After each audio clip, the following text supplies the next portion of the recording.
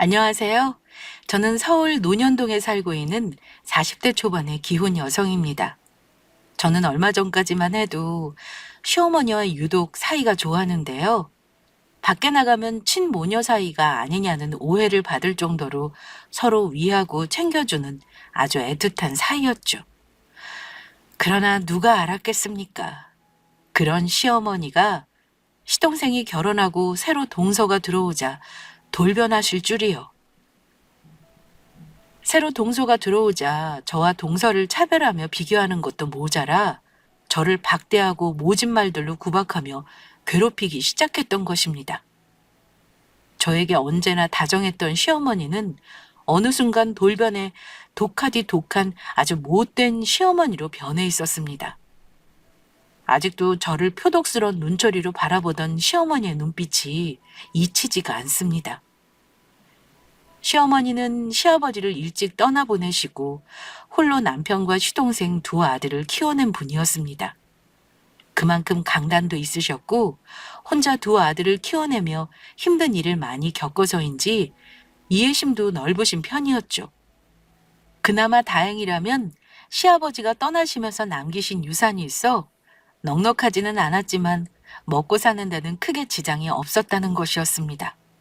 중간중간 추가로 돈이 필요할 때면 시어머니께서도 따로 일을 나가셨고요.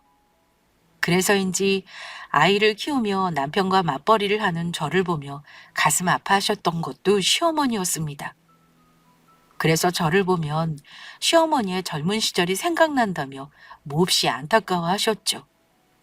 요즘 회사 다니기 힘들지 않아? 영진이도 회사에서 인정받아 팀장으로 승진했겠다. 너희들이 예전처럼 형편이 어려운 것도 아니고 이제 좀 쉬는 게 좋지 않겠어? 아니에요, 어머니. 물론 이제 그이 혼자 벌어도 저희 돈 걱정 없이 편히 살 수 있는 형편이지만 버릇이 돼서 그런가 저는 일하는 게 좋더라고요. 창현이도 초등학교 6학년이라 곧 있으면 중학교 올라가고 앞으로 대비해서 더 열심히 살아야죠. 아이고, 그래도 내가 보기 안타까워서 그렇지. 젊었을 때 가진 것 없는 우리 영진이한테 시집 와서 창현이 키우면서 직장 생활까지 하고. 아가, 네가 얼마나 고생했어. 물론 지금이야 남부럽지 않게 잘 살고 있어 안심이지만 그만큼 고생했으면 이제 편히 쉬어도 되지 않겠어? 아가, 너 보면 내가 항상 미안하고 고맙고 그래. 우리 집이 일어선 것도 아가 네가 고생해서 우리 영진이 뒷바라지 해준 덕분이다. 어머니, 그렇게까지 생각해 주시고 정말 감사해요. 하지만 그이도 정말 열심히 살아는걸요? 그리고 어머니도 저희 힘들 때마다 곁에서 힘이 되어주셨잖아요. 저는 우리 가족 모두 열심히 똘똘 뭉쳐서 살았기에 힘든 고비도 넘기고 지금처럼 잘 살게 되었다고 생각해요.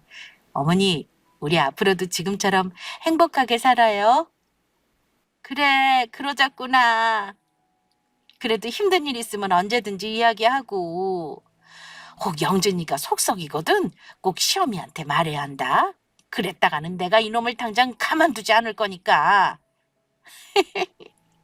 네, 어머니. 하지만 그럴 일은 없을 것 같아요. 어머니도 아시잖아요. 그게 언제나 저한테 잘하는 거예요. 앞으로도 어머니 마음 편하시도록 저희 두 사람 더욱 잘 살겠습니다. 오냐, 오냐. 우리 아가 말만 들어도 내가 배가 부른다. 그런데 사람 변하는 건 한순간이라더니 그 이야기가 바로 저희 시어머니를 두고 한 소리라는 걸 누가 알았겠는지요.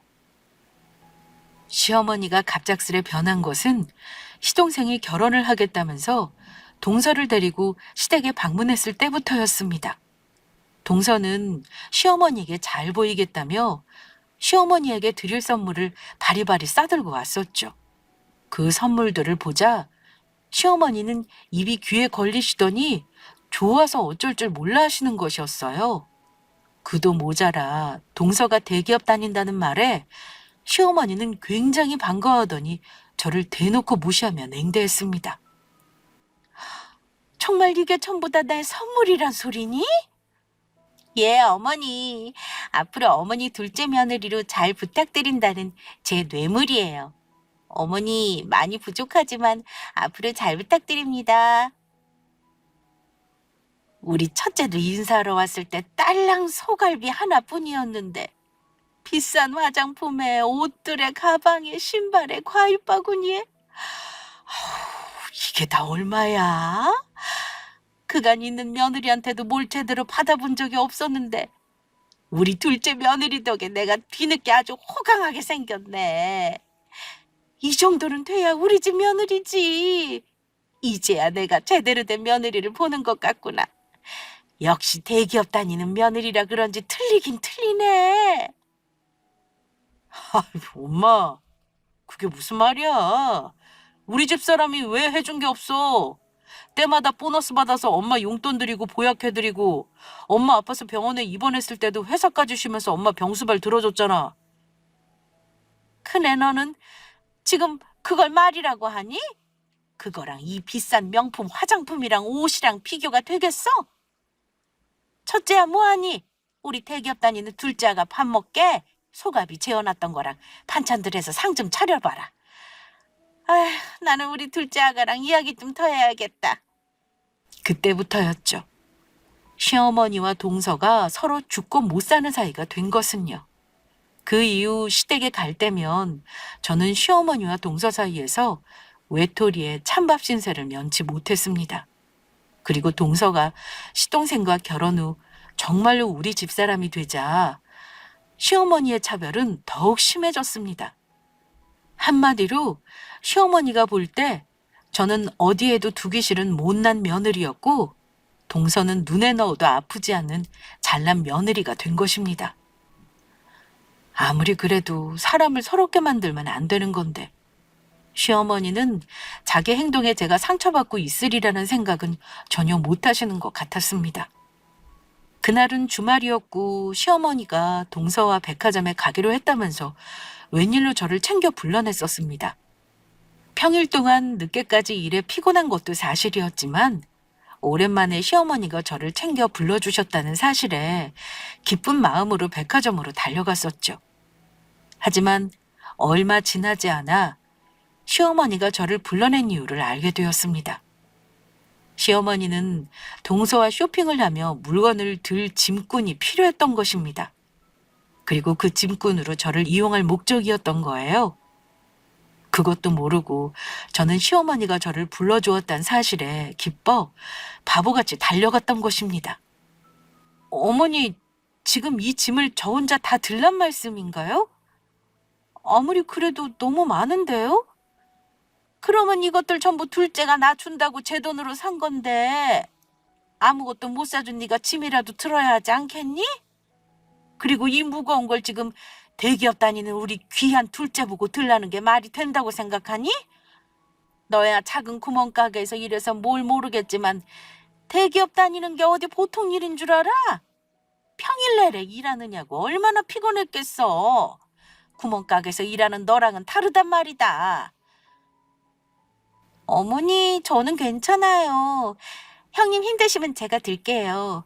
저도 몇 개는 도와서 들어드릴 수 있어요. 둘째야! 그럴 필요 없다. 첫째는 신경 쓰지 말고 내가 옷 한 벌 해줄 테니까 둘째 너도 마음에 드는 거 있으면 골라봐라.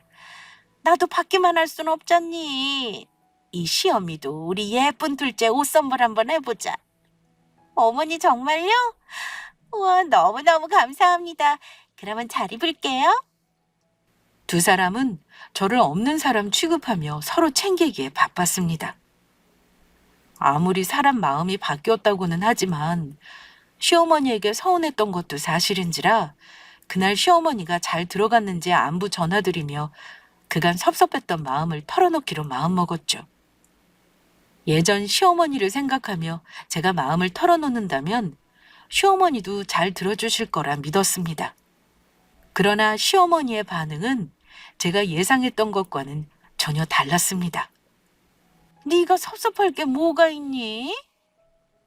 그 나이 먹고 어린 동서나 질투하고 너는 창피하지도 않니? 나도 시어머니로서 너한테 할 만큼 한 것 같은데 둘째 조금 챙겨줬다고 그걸 고세 못 참아서 이래라 저래라 아주 상전이 따로 없구나. 오늘도 쇼핑하면서 짐 좀 들게 했다고 기분 나쁘티 내면서 주둥이 삐죽 나와서는 얼마나 꼴보기 싫었는지 아니? 네가 내 며느리라는 게 많이 부끄러웠다. 어린 둘째도 너처럼 옹졸하지는 않아. 어머니, 말씀이 너무 지나치신 거 아니세요? 어머니께서 막내 동서 예뻐하는 거 저도 알고 있고 어머니한테 저 예뻐해달라고 말씀드리는 게 아니잖아요. 그냥 적어도 동서랑 있을 때는 저랑 동서랑 비교하면서 저 무시하시는 말씀만 하지 말아달라는 건데 그게 그렇게 잘못된 건가요? 저 어머니 아들 아내고 동서랑 똑같은 어머니 며느리예요. 하지만 정작 제가 시어머니에게 충격받은 것은 다른 것에 있었습니다. 동서가 들어오고 시어머니가 저를 대하는 태도가 변한 진짜 이유를 알게 된 것이죠. 그 사실을 알고 그때 제가 받았던 충격은 정말 이만저만이 아니었죠. 막말로 너 지금 잘 사는 거 다 우리 아들 덕분 아니니? 우리 아들 벌어온 돈으로 호요식하는 거 아니냐고. 나는 네가 그동안 정말로 좋은 며느리인 줄 알았다. 그런데 대기업 다니는 둘째 며느리로 들이고 보니까 그게 아니더구나. 둘째 아가는 첫인사부터 놔준다고 이것저것 사와서 해다 바치는데 넌 그동안 나한테 해준 게 뭐니? 어차피 나한테 보내는 생활비도 우리 아들 월급에서 나오는 것일 테고 네가 나 가끔 주는 용돈이나 선물들 그거 네 월급으로 주는 것도 아니잖아. 작은 구멍가게에서 일하는 주제에 네 월급 몇 푼이나 한다고. 그거 전부 우리 아들 주머니에서 나온 거 아니야? 아니면 설마 너 지금 나한테 집 해준 거 그것 때문에 생색내는 거냐? 막말로 내가 살고 있는 이 집도 우리 아들이 번 돈으로 사준 거지. 네 돈으로 사준 것도 아니잖니. 대기업 다니는 잘 나가는 우리 아들 덕에 편히 사는 주제에 어디서 고마운 줄도 모르고 둘째랑 차별한다고 투덜거리기나 하고 지 시어미한테 해준 것도 없으면서 참으로 뻔뻔스럽기는. 어머니, 지금 말씀 다 하셨어요? 그래, 다 했다. 어쩔래? 어머니 결국 지금까지 동서랑 저 차별하신 거 동서가 단순히 대기업 다녀서 그런다고 생각했는데 그게 아니었네요. 동서가 저보다 돈 많이 버는 것 같으니까 어머니께 저보다 더 많이 선물 드리고 용돈 드리는 것 같으니까 그것 때문에 차별하신 거였네요? 결국 돈 때문에 그러신 거였어요? 가는 정이 있어야 오는 정이 있다고. 당연한 거 아니니? 이럴 줄 알았으면 우리 영진이도 대기업 다니는 돈 잘 버는 능력 있는 며느리랑 결혼하라고 하는 건데 이래서 사람들이 대기업 하는 건데 맹추같이 나만 몰랐네. 시어머니가 동서와 저를 차별했던 이유는 다른 것도 아닌 바로 돈 때문이었습니다. 대기업에 다니는 동서가 저보다 더 많은 선물과 용돈을 드린다는 이유에서였죠. 그동안 힘들 때 어떻게든 어머니를 정성으로 보살피고 챙겨드리려 노력했던 저의 수고가 전부 물거품이 되어 돌아오는 순간이기도 했습니다. 다른 사람도 아니고 그토록 믿고 따르던 시어머니가 저에게 그랬다는 생각에 그 배신감은 말로 표현하기 힘들 정도였죠. 결국 저는 모든 사실을 남편에게 털어놓았고 남편은 제 말을 듣고 참을 수가 없는지 그동안 숨겨왔던 비밀에 대해 시어머니께 전부 털어놓자고 말하더군요. 아무리 그래도 엄마가 당신한테 이러면 안 되는 거야. 그동안 당신이 엄마한테 어떻게 했는데 이래? 엄마가 지금 누구 때문에 그 집에서 편히 사시는 건데. 여보, 우리 그러지 말고 전부 말씀드리자. 사실 시어머니가 살고 있는 아파트는 남편 돈으로 산 집이 아니었습니다. 시어머니는 단순히 남편 돈으로 집을 사며 명의만 제 명의로 되어 있다고 착각하고 계시지만 그 집은 사실 제가 번 돈으로 산 제 집이었던 것입니다. 남편이 대기업에 다녀 남들보다 돈을 잘 버는 것은 사실이었지만 그렇다고 시어머니의 집까지 사줄 만큼의 능력은 아니었던 것이죠. 그래서 시어머니가 살고 있는 아파트도 홀로 전셋집에 살고 있는 시어머니를 보며 걱정되어 제가 먼저 남편에게 말해 직접 사드리게 된 것이었습니다. 그동안 시어머니께 말 못하고 숨겨왔던 비밀이었지만 돈 버는 능력으로 따진다면 저는 막내 동서와 비교도 안 될 만큼의 아주 대단한 능력자였거든요. 시어머니는 제가 단순히 그냥 디저트 가게에서 종업원으로 일하고 있다고 생각하고 있지만 그 디저트 가게는 제가 사장으로 있는 바로 제 가게였던 것입니다. 가게를 시작한 것은 제가 아이를 낳고 육아를 위해 다니던 회사를 관두고 잠시 쉬던 시기였습니다. 어느덧 아이가 어린이집에 들어갈 수 있는 나이가 되자 저도 다시 회사를 알아봐 일을 시작해야 할 때가 왔던 것이죠. 남편이 대기업에 다닌다고 하지만 이미 살고 있는 아파트에 대출금도 남아 있었고 빨리 돈을 갚고 자리를 잡으려면 같이 일을 하는 방법밖에 없었거든요. 하지만 아이를 낳고 산후 우울증을 겪고 있던 저는 쉽게 무언가를 다시 시작할 용기가 나지 않더라고요. 그때 먼저 저에게 제의를 해왔던 것이 바로 남편이었습니다. 망해도 좋으니 제가 해보고 싶던 일에 도전해보는 게 어떻겠냐고요. 사실 저는 결혼 전부터 작은 디저트 가게를 차리는 꿈을 가지고 있었고 베이킹에 관심이 많아 이미 젊은 시절 틈틈이 공부해 제빵 기능사 자격증을 따놓은 상태였습니다. 하지만 그렇다고 아파트 대출금이 남아있는 상태에서 덜컥 가게를 크게 차리는 것도 그렇고 저는 저희 집 근처 과자를 구워 판매만 할 수 있는 임대료가 싼 작은 가게를 얻어 온라인 판매를 중심으로 사업을 시작했습니다. 그런데 그게 생각지도 못하게 가게를 연 지 몇 개월 만에 크게 대박을 터뜨린 것입니다. SNS에 상품 정보와 사진을 매일 업데이트하고 핸드메이드 상품을 판매하는 온라인숍에 저희 가게를 입점시키면서 입소문이나 크게 성공을 거두게 된 것이죠. 물론 처음에 여러 실수도 많았지만 그때는 뚱카롱이라고 막 구운 과자에 대한 인기가 선풍적으로 불 때라 그 흐름을 타고 무사히 자리를 잡을 수 있었던 것입니다. 이후 입점했던 핸드메이드 온라인 숍에서 나와 따로 온라인 쇼핑몰을 운영하게 되었고 가게를 넓은 곳으로 이전해 오프라인 매장도 크게 운영하게 되었죠. 그렇게 시대 흐름에 맞춰 휘낭시에 마들렌, 스콘 등의 다양한 상품을 개발해 내놓으며 나름 돈을 긁어모으며 제법 많은 돈을 만지게 되었습니다.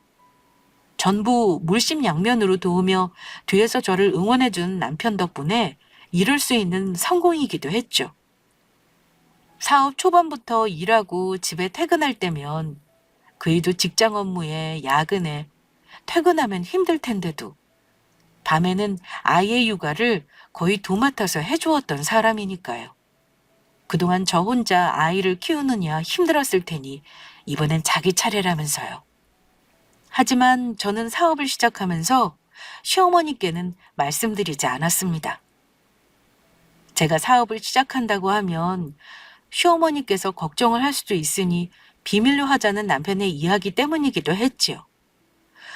그래서 시어머니는 제가 단순히 디저트 만드는 가게에 일을 나가는 것만으로 알고 있었습니다.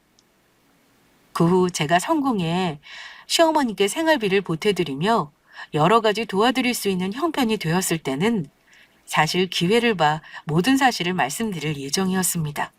그런데 저희 남편이 해준 것으로 알고 좋아하는 시어머니를 보며 차마 솔직히 말씀드리기가 어렵더라고요.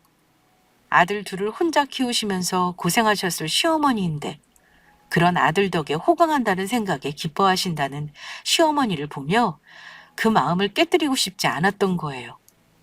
그리고 괜스레 며느리가 제 아들보다 잘 나간다는 생각에 시어머니가 저의 눈치를 보거나 그런 시어머니 앞에서 남편도 주눅들게 하고 싶지 않았고요. 그리고 저는 시어머니도 내 부모라 생각했기 때문에 누가 해주었다고 여기든 무슨 상관이냐는 마음도 있었습니다. 더욱이 제가 성공할 수 있었던 것도 남편의 헌신 덕분이었으니 남편이 해준 것이나 마찬가지라 생각했죠. 그렇게 남편이 시어머니께 사드리는 척 제가 번 돈으로 시어머니께 아파트도 해드렸던 것입니다. 그러나 지금은 상황이 많이 달라졌습니다. 남편도 속상한지 시어머니가 살고 있는 아파트를 누가 해드렸는지 이제는 밝히자는 입장이었고, 저도 갑작스레 돌변한 시어머니를 보면서 모든 사실을 알려드릴 때가 왔다는 생각이 들더라고요. 그러면서 앞으로는 저도 시어머니께 당하고 있지만은 않을 것이라 다짐했습니다. 모든 걸 밝히고 시어머니의 처지를 제대로 알려드릴 생각이었죠. 그러던 어느 날, 시동생의 생일로 가족들이 전부 모인 자리였습니다. 다 같이 밖에서 식사를 마치고 동서집에서 시어머니와 함께 과일을 깎으며 차를 준비할 때였죠. 그날은 주말이었는데 가게 급한 일로 직원에게 연락이 와 통화를 하기 위해 잠시 밖으로 나간 사이였습니다. 그런데 직원과 전화를 끊고 주방으로 들어선 순간 저는 그만 듣지 말아야 할 이야기를 듣고 말았습니다. 시어머니와 동서가 저를 흉보는 소리를 듣게 된 것입니다. 어쩌면 애가 저렇게 무식해서 내 말귀 하나 제대로 못 알아듣는지 모르겠다. 뭐만 하면 네?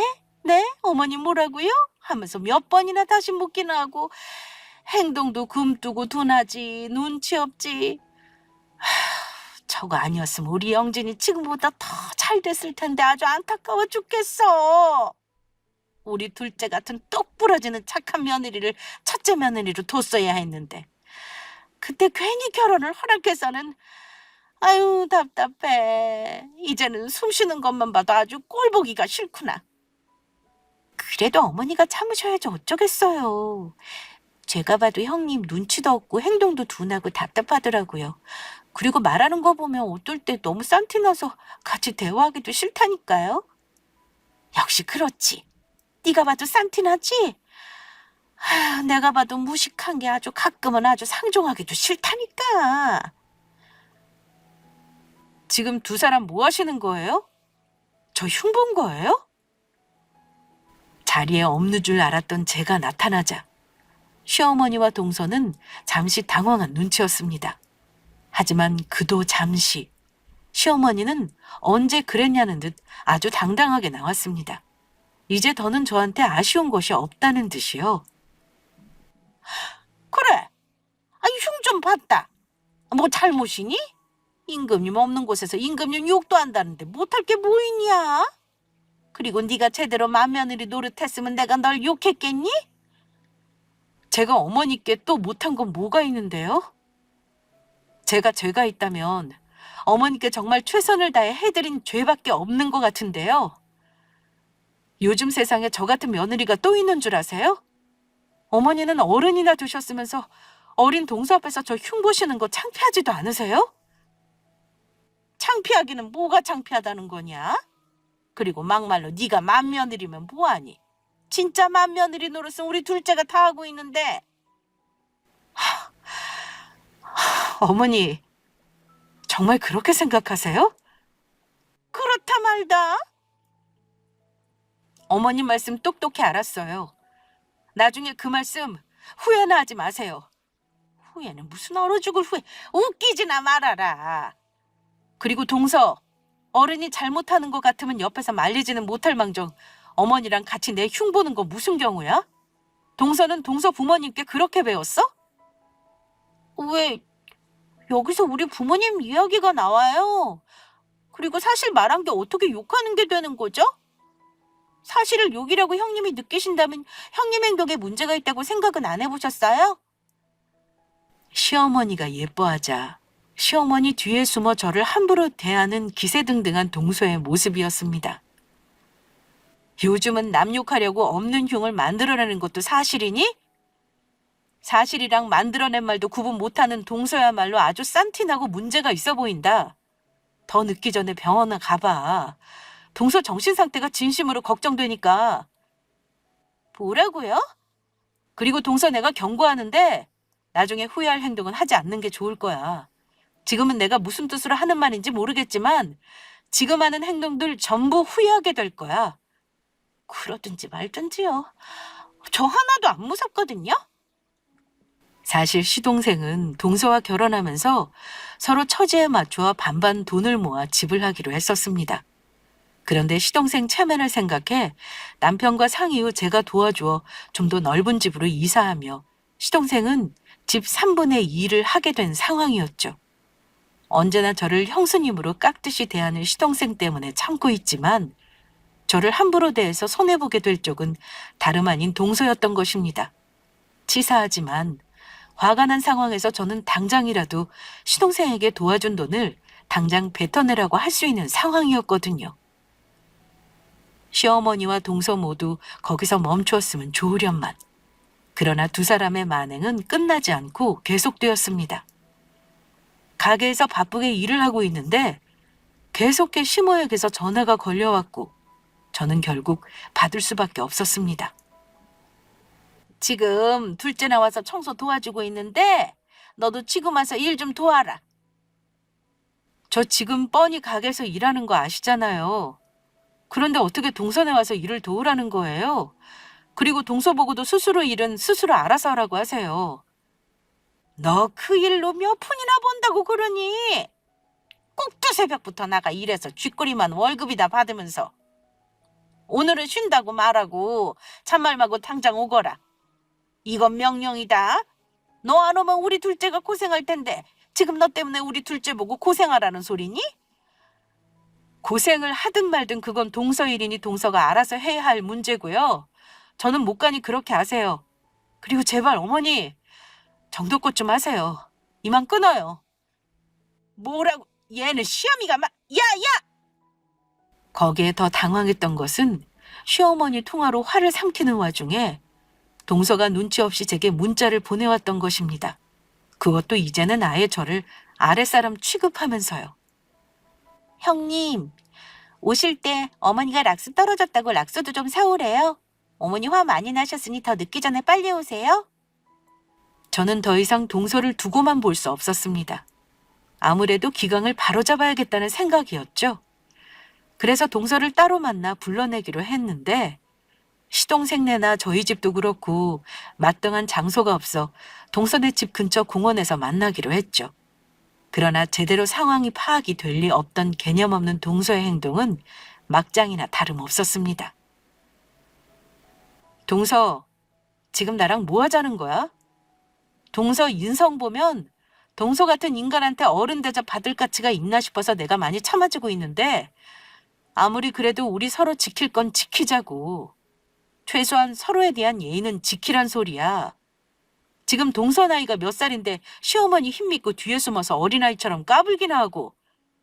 그러는 형님이야말로 어른으로서 한 게 뭐가 있는데요. 나보다 시어머니한테 용돈이랑 선물도 많이 못하는 주제. 어차피 우리 남편 형한테 빌부터 살고 있으면서 뭐가 잘났다고 저한테 큰 소리세요? 저는 최소한 우리 그이랑 동등하게 벌어먹고 살아요. 능력 없는 형님이랑은 다르다고요. 본인 주제나 좀 아세요. 빌부터 살긴 누가 빌부터 살아? 지금 누가 누구한테 빌부터 살고 있는데 큰 소리야? 그러는 동서야말로 그런 말할 처지가 아닌 것 같은데 정말 뭐 모르나 보네. 동서도 알지? 서방님이랑 동서 살고 있는 집 우리 도움으로 산 거. 지금 서방님한테 말해서 그 돈 당장 뱉어내라고 할까? 뭐라고요? 이 아줌마가 진짜 자기 돈으로 도와준 것도 아니면서 그거 다 시아주버니 돈으로 도와준 거잖아.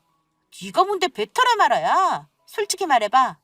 너 지금 어머니가 살고 있는 아파트 노리고 그러는 거지? 어머니가 나만 예뻐하니까 어머니가 살고 있는 그 집 우리 줄 것 같으니까 불안해서 그러는 거잖아. 아줌마가 아무리 난리 쳐봐. 어머니가 그 집을 아줌마한테 주나. 그 아파트 어머니가 우리 준다고 했거든? 동서의 말에 저는 폭소하고 말았습니다. 동서가 시어머니한테 그토록 잘한 이유를 알게 되었으니까요. 동서는 그동안 시어머니가 사는 아파트를 노리고 시어머니께 지극정성으로 잘해드렸던 것입니다. 경쟁자라고 생각한 저를 물리치기 위해 저를 미워하는 시어머니를 보며 때는 이때다 싶어 더욱 부추겨 저의 험담을 늘어놓았던 것이고요.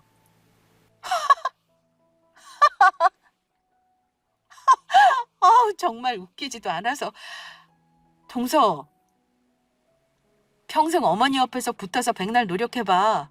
그 집에 동석거가 될 수가 있나. 진짜 웃겨 죽겠네. 그래서 그렇게 어머니한테 잘했던 거였어? 그런데 이걸 어쩌나? 어차피 그 아파트 내 건데. 영원히 동서 아파트 될 일 없다고. 나야말로 어이가 없네. 아줌마, 역시 그래서 날 괴롭혔던 거구나.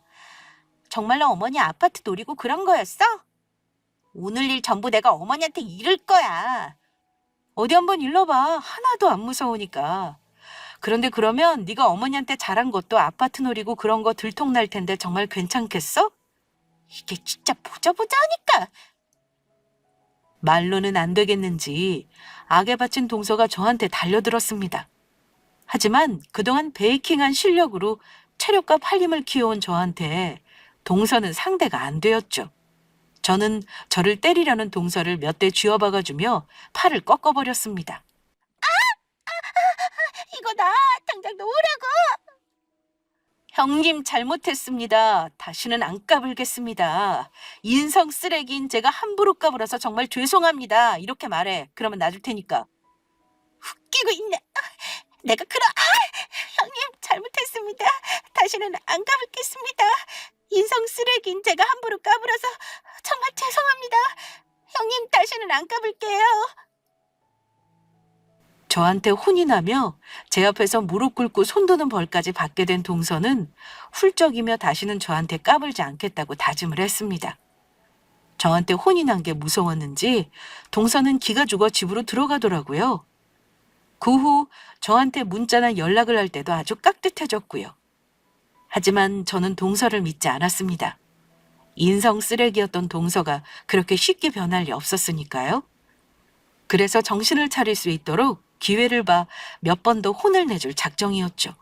그리고 이젠 시어머니 일도 해결해야겠다고 생각했습니다. 그런데 며칠 후 시어머니가 퇴근하고 시댁으로 오라며 저를 저녁에 부르더라고요. 둘째랑 오늘 만나기로 했는데 울먹이면서 못 나가겠다고 하더구나. 네가 둘째 만나서 때렸다며? 그것도 내가 둘째만 예뻐하는 것 같으니까 질투나서. 너는 도대체 나이를 어디로 먹은 거니? 나이가 몇 살인데 어린 동서를 질투나 해서 무식하게 때리기나 하고 뭐하는 짓이냐고. 어머니, 동서 거짓말하는 거예요. 먼저 저를 때리려고 한 것도 동서고요. 그리고 저도 어머니께 드릴 말씀이 있어서 만나자고 하려고 했어요. 됐고, 너 그딴 식이면 우리 첫째랑 이혼해라. 대기업 다니는 둘째 며느리 얻고 보니 알겠더라. 능력 있는 며느리 두고 사는 게 능력 없는 며느리 두고 사는 거랑은 아주 천지 차이라는 것을. 우리 영진이 정도면 능력 있고 돈도 아주 잘 벌어오겠다. 이혼해도 시집 온다는 여자들 많을 거니 너 같은 건 이제 필요 없다. 우리 아들 위해서도 그게 좋을 것 같고, 나는 우리 영진이 재혼하면 며느리도 둘째처럼 대기업 다니는 며느리로 얻을 생각이다. 너처럼 무식하게 아랫사람이나 때리는 거 말고 둘째처럼 잘나고 돈 잘 버는 며느리로. 어떻게 저한테 이러실 수가 있어요? 제가 그동안 시댁에 어떻게 했는데요. 그리고 어머니는 하나뿐인 손주 생각은 안 하세요? 너 같은 며느리보다는 대기업 다니는 돈 잘 벌고 능력 있는 계모가 창희 언니한테는 더 좋을 수도 있다고 본다. 그리고 네가 시댁에 뭐 한 게 있다고 생색이니? 두말하지 않겠다. 우리 영진이랑 이혼하는 것으로 알고 있을 테니 되도록 빠른 시일 내에 두 사람 갈라서도록 해라. 알겠니? 어머니, 오늘 일 후회하시게 될 거예요. 앞으로 벌어질 일 전부 어머니가 자초하신 거니까 후회하지나 마세요. 저는 그날 남편에게 시어머니와 있었던 일을 전부 털어놓았습니다. 저희 두 사람에게서 갈라서라고 했다는 시어머니의 말에 남편은 적잖이 충격을 받은 것 같더라고요. 그날 이후 시어머니는 남편에게까지 직접 연락해 몇 날 며칠을 괴롭히며 저와 헤어지기를 종용했습니다. 남편은 저에게 미안하다며 사과했고 저희 두 부부는 큰 결심을 하게 되었죠. 시어머니와 보지 않고 살기로 결정을 내릴 수밖에 없었던 것입니다. 남편도 시어머니에 대한 배신감이 큰 것 같았습니다. 그런 와중에 시아버지의 제삿날이 찾아왔고 저희 가족들은 원치 않게 전부 모이게 되었죠. 어느 때보다 썰렁한 분위기에서 제사는 치러졌고 혹 무슨 일이 있을지 몰라 저희는 아이를 미리 친정에 맡겨둔 상황이었습니다. 무거운 분위기 속에 먹는 동 마는 동 하는 식사가 끝나고 저는 음식을 정리하는 동안 동서에게 설거지를 하라고 시켰습니다. 시어머니가 있었지만 저한테 혼난 게 무서웠는지 동서는 군말 없이 설거지를 시작하더라고요. 그런데 그 행동을 지켜보던 시어머니가 저의 머리채를 잡는 것이었습니다. 이딴 건 네가 해야지. 돈도 못 버는 주제 어디서 형님 노릇이야. 너 그리고 우리 큰애랑 당장 갈라서라고 했는데 왜 지금까지 아무 말이 없어? 내 말 무시하는 거니? 저는 있는 힘껏 시어머니의 팔을 뿌리쳤습니다. 제가 웬만하면 어머니 행동을 참아주려고 했는데 더는 안 되겠네요. 니까짓 게 안 참으면 어쩔 건데. 어머니, 당장 이 집에서 나가주세요. 사실 이 아파트 제 돈으로 어머니 사드린 거였어요. 그러니까 지금 당장 제 집에서 나가시라고요. 이게 어디서 무슨 말도 안 되는 소리야? 시어머니는 제가 화가 나 거짓말을 한다고 생각했는지 다시 제 머리채를 잡으려고 하더라고요. 하지만 그런 시어머니를 팔을 재빠르게 잡은 것은 저희 남편이었습니다. 엄마, 이게 무슨 짓이야? 내 집사람한테 지금 뭐 하는 짓이냐고. 이게 안 되니까 되도 않는 헛소리를 하는데 그러면 내가 가만히 있게 생겼니? 네가 힘들게 벌어다 사준 이 집을 지가 사준 거라고 헛소리를 하잖니. 지가 뭔데 나를 이 집에서 나가라 말아야. 엄마, 전부 이 사람 말이 맞아. 이 아파트 집사람이 번 돈으로 엄마 사드린 거였다고. 그동안 집사람이 나 기살려준다고 엄마한테 내가 사준 거라고 말한 건데 엄마 그것도 모르고 그동안 우리 집사람 무시하며 괴롭혔지? 집사람이 엄마 전셋집 산다고 걱정해서 먼저 이 아파트도 사주자고 했던 거라고. 사실 지금 집사람이 일하고 있는 디저트 가게 전부 이 사람 거야. 집사람이 그거 사장이라고. 처음엔 집사람 사업한다고 하면 엄마 걱정할 것 같아서 말씀 안 드렸던 것 뿐인데 어떻게 이럴 수가 있어? 그러니까 첫째가 다닌다던 그 장사 잘 된다는 큰 디저트 가게가 전부 첫째 거라는 거니? 그래서 이 집도 첫째가 사준 거고? 집사람은 엄마한테 해드린다고 해드렸는데 지금 이게 뭐야? 요즘 세상에 이런 며느리가 어디 있다고. 나는 그것도 모르고. 아가, 그러니까 첫째야. 내가 정말 미안하구나.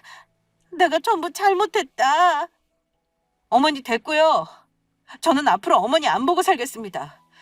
어머니 저보고 그 이랑 이혼하라고 하셨죠? 그런 분 시어머니로 전 못 모시고 사니까 그렇게 아세요. 한 달 정도 시간 드릴 테니까 그 안에 어머니 짐 전부 빼서 나가주시고요. 물론 제가 사드린 가전이나 가구 전부 놓고 나가셨으면 해요. 그리고 그 일랑 상의해서 정한 건데 앞으로는 어머니 생활비 보내드리는 일도 없을 거예요. 앞으로는 어머니 잘난 둘째 며느리한테 받아서 생활하세요. 영준아, 네가 첫째 좀 말려봐라. 내가 여기서 나가면 어디서 살라고 그러는 거니? 엄마 보는 것도 오늘이 마지막이야. 우리가 정말 고민 많이 했거든? 엄마 때문에 몇 날을 고민하며 같이 울었는지 몰라. 그런데 아무리 가슴 아파도 우리는 이렇게 부모와 자식 간의 연을 끊는 게 맞는 것 같아. 엄마 욕심 채우겠다고 나보고 우리 집사람이랑 이혼하라고? 엄마 욕심 때문에 엄마는 손주까지 엄마 없는 아이로 만들려고 했어. 잘 사는 우리 가정까지 깨트리려고 했다고. 미안하지만 나는 엄마보다 우리 집사람이랑 창현이가 더 중요해. 그러니까 엄마는 앞으로 엄마가 그렇게 좋아하는 둘째 며느리랑 같이 살아봐. 시어머니 옆에서 모든 상황을 지켜보던 동서도 남편의 말에 놀란 것인지 휘둥그레진 눈으로 저를 바라보더라고요. 그래서 전 그런 동서를 향해 몇 마디 해주었습니다. 동서 내가 살고 있는 그 집도 사실 내가 보내줘서 살 수 있는 집이야. 몰랐지? 우리 그이가 아니라 내가 번 돈, 내 돈으로 동서랑 서방님 사는 아파트 도와준 거라고. 그래서 내가 말했지. 후회할 행동은 하지 말라고. 지금 누가 누구한테 빌부터 사는 건데? 형님, 제가 그동안 까불고 예의 없게 굴어서 죄송해요. 그러니까 형님이 저희 집 살 때 도와주신 돈 제발 뱉어내려고만 하지 말아주세요. 제가 전부 다 잘못했어요. 됐고, 앞으로 동서도 다시는 나랑 얼굴 보는 일 없었으면 좋겠어. 너 같은 인간 내 손 아래 사람이라 여기고 싶지 않으니까. 동서가 서방님이랑 같이 사는 동안 두 번 다시 동선에 도와주는 일은 없을 테니까 그렇게 알고, 싼티 나는 나는 이만 떠나줄 테니까 도와줬던 돈도 차근차근 전부 뱉어내는 게 좋을 거야. 제발요. 제가 전부 잘못했다니까요. 말을 마친 저와 남편은 시어머니 집에서 나오려고 했습니다. 그러자 시어머니는 남편과 저의 바짓가랑이를 붙잡고 놓아주지 않더라고요. 그 옆에서 동서는 제발 한 번만 봐달라며 빌기 바빴고요. 안 돼. 이렇게 절대 못 보낸다. 제발 다시 한 번만 생각해주면 안 되겠니? 내가 전부 잘못했다. 이 집에서 나가면 나보고 어디 가서 살라고. 영진아, 첫째 아가, 내가 다 잘못했다. 잘못했어. 형님, 제가 전부 잘못했다니까요. 저도 어머니께 넘어가 그랬던 거라고요. 저도 피해자예요. 결국 남편이 걸을 때마다 시어머니는 질질 끌려 나오게 되었고, 시어머니는 신발까지 짝짝이로 신은 채 주차장까지 저희를 따라 나오시더라고요. 차를 타고 떠나는 저희를 붙잡으려 애를 쓰는 시어머니였지만 저희는 뒤도 돌아보지 않고 시댁을 떠났습니다. 그 후 시어머니는 저희 집까지 찾아오며 수시로 저희 부부를 만나려 했지만 다시 한번 찾아왔다가는 호적을 봐서 나올 거란 남편의 경고에 더는 찾아오지 않게 되었습니다. 정말로 시어머니와 연을 끊게 된 것이죠. 이후 오갈 데가 없어진 시어머니는 동선에서 한동안 지내게 되었는데요. 그것도 오래가지는 못했던 것 같습니다. 동서가 시어머니한테 잘해주었던 이유는 시어머니의 아파트를 노리고 그랬던 것인데, 그 아파트가 사실 시어머니 것이 아닌 게 시어머니 행동으로 전부 들통이 나게 되었으니까요. 동서는 그 일로 시어머니를 계속 구박했다고 합니다. 시어머니 때문에 잘 나가는 형님도 못 알아보고 밉보여서 얻어먹을 수 있는 콩고물도 못 얻어먹게 되었다면서 갚지 않아도 되는 큰돈까지 갚게 생겼다고요. 게다가 동서가 저에게 함부로 했다는 사실을 뒤늦게 알게 된 시동생은 그런 동서가 시어머니까지 구박하고 있다는 사실을 알고 많이 싸운 것 같더라고요. 그러다 결국 이혼까지 하게 되었고요. 동서가 시동생을 많이 좋아했는지 끝까지 매달렸지만 소용이 없었다고 합니다. 시동생과 동서는 이혼하면서 당연히 아파트도 팔게 되었고, 서로 아파트를 살 때 본인들이 들인 돈만큼 정확히 나누어 정리했다고 합니다. 시동생은 시어머니와 저희가 연을 끊게 된 것이 자기가 결혼을 잘 못해 동서를 잘못 들여 그런 것이라고 생각한 것인지 미안하다고 사과를 하며 아파트를 살 때 보태주었던 돈을 저희에게 다시 돌려주었습니다. 그러면서 시동생도 시어머니한테 많이 실망한 탓인지 시어머니와 연을 끊게 되었고요. 그래서 시어머니는 결국 오갈 곳 없는 낙동강 오리알 신세가 되고 말았습니다. 더는 돌봐준 가족들도 없게 된 시어머니는 시아버지가 돌아가시며 남긴 조금 남은 유산으로 난방도 제대로 안 되는 옥탑방에 새를 구해 혼자 살고 계시다고 하네요. 사는 입에 풀칠은 해야 하기에 늦은 나이 식당에 들어가 설거지 일을 하게 되었고요. 가족들 모두 행복하게 살 수 있는 상황이었는데도 시어머니의 그릇된 행동이 스스로의 인생까지 망쳐버린 것입니다. 돈에 눈이 멀어 시어머니가 자초한 것이죠. 자식들에게까지 큰 상처를 안겨주면서요. 무엇보다 소중한 것은 돈도 아니고 재물도 아닌 서로를 아끼고 사랑하는 가족이라는 사실을 뒤늦게라도 시어머니께서 깨달으셨으면 좋겠습니다. 그리고 현재 저희 부부는 훌륭한 부모가 되기 위해 노력하며 하나뿐인 아들과 함께 행복하게 잘 살고 있습니다. 저희는 절대로 시어머니 같은 부모가 되지 않을 생각입니다. 우리 아이한테는 아무 조건 없이 아낌없이 사랑을 준 본받을 수 있는 좋은 부모로 남고 싶으니까요. 세상을 살며 무엇이 중요한지 알려줄 생각입니다. 돈보다 중요한 것은 서로 사랑하는 가족이 곁에 있다는 사실이니까요. 그래서 아이가 커서 훗날 저희를 떠올릴 때 보고 싶고 그리워할 수 있는 부모가 될 수 있도록 노력할 생각입니다. 저희가 훌륭한 부모가 될 수 있도록 멀리서라도 여러분들 모두 응원해 주시면 감사하겠습니다. 모두 행복하시고 건강하세요.